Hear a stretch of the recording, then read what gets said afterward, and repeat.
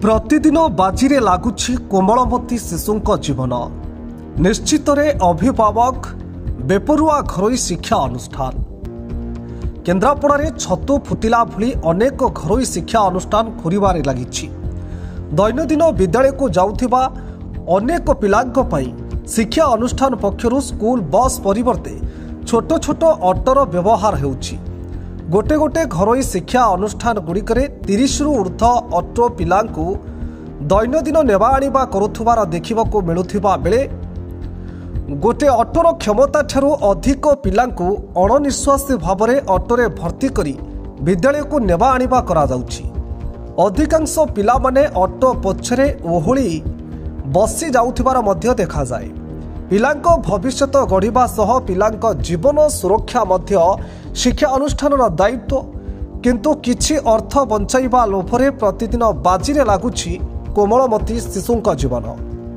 पिलामानक जीवन सुरक्षा पाई किछि वर्ष पूर्व जिला प्रशासन और शिक्षा विभाग पक्षरु अनेक घरोई स्कूल रे चढ़ाऊ करी ऑटोरे पिलांकु नेबा पाई बारण करा जाइथिबा बेले पुणी पूर्व भली विपज्जनक स्थिति रे दैनंदिन पिलांकु विद्यालय को नवा आनिबा करुछंती किछि घरोई शिक्षा अनुष्ठान रे लागिथिबा ऑटो गुड़िक, जाहाकु नै बुद्धिजीवी माने घरोई स्कूल और प्रशासन को दायी करिछंती।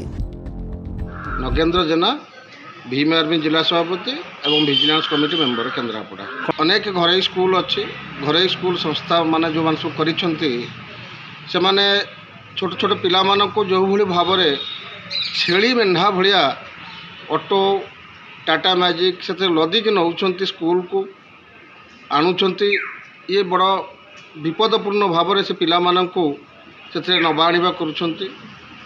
मुझे आपण माध्यम जिला प्रशासन पाखे निवेदन रखी, जिलापाल पाखे निवेदन भी रखी एवं आरटीओ महोदय को ये कहबी से गाइडलाइन जहाँ कहूँ जे कम से कम गोटे ऑटोरे 4 जन ऊर्ध्व पिला जापरें ना, किंतु एठी संपूर्ण भाव में खुलम खुला आईन को उल्लंघन करा गोटे गोटे ऑटोरे 10 जन 15 जन 20 जन लदा होगी जाऊँ माने ये संपूर्ण भाव में विपदपूर्ण भाव में ये घरोई स्कूल माने भली करुछंती, जहाँ निश्चिंत भाव दुखद कथा। जिते किसी अघटन घटी जाऊँगी से समस्ते निद भांगी जाऊँगी, किंतु ये अघटन न घटू से जिला प्रशासन ध्यान देवार आवश्यकता अच्छी एवं आरटीओ महोदय या तत्काल पदक्षेप नबार अच्छी।